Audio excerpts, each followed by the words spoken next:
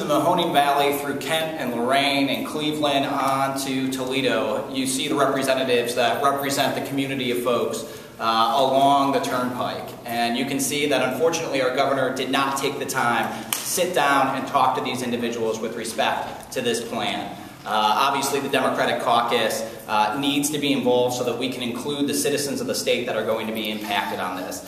As a final thought, as I indicated, as a member of the Transportation Subcommittee of Finance, we just got a ruling that indicated that there's $140 million in gas tax revenue to spend on transportation projects here in the state.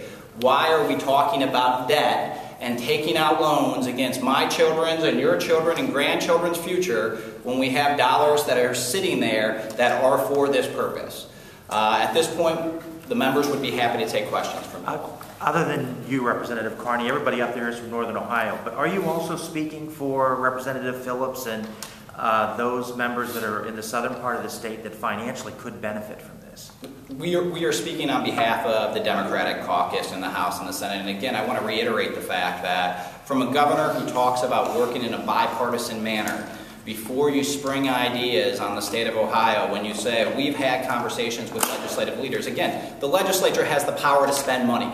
Let's be clear about that. That is not an executive privilege, that is a legislative privilege, and it makes sense that you would sit down with legislative leaders, specifically those who are going to be impacted, before you craft and then announce a plan. Unfortunately, that did not happen, and yes, we are here on behalf of the members of the Democratic caucus. Your caucus is entirely united in opposition to this. I think that we are unhappy with the approach the governor is taking. Again, there's $140 million that has yet to be earmarked for any project in the state, whether that be in Northern Ohio, Southern Ohio, or in between. So before we start talking about taking debt out against assets of the state, and clearly an asset that, based upon the folks in my caucus, seems to be doing very well for itself. The Turnpike is revered by the members of Northern Ohio.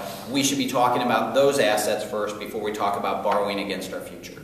I've described it before as almost like a modern-day medicine show.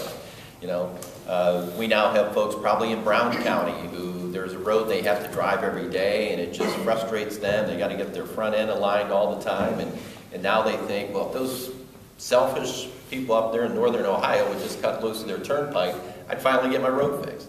And I think this is another classic example of the governor pitting Ohioans against Ohioans. You know, working families against business, union, non-union.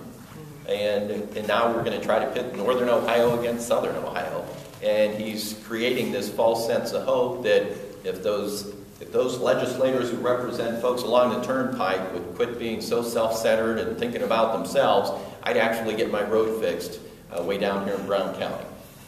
Well, I think to follow up on that, I mean, Rob Nichols has indicated that the governor's staff is looking at this $140 million, but the governor's staff has yet to sit down and figure out where dollars that are already appropriated for transportation projects in the state is going before, and they're already lending themselves money. That does not seem to be sound fiscal policy. It's certainly not conservative fiscal policy from a governor who claims to be a conservative.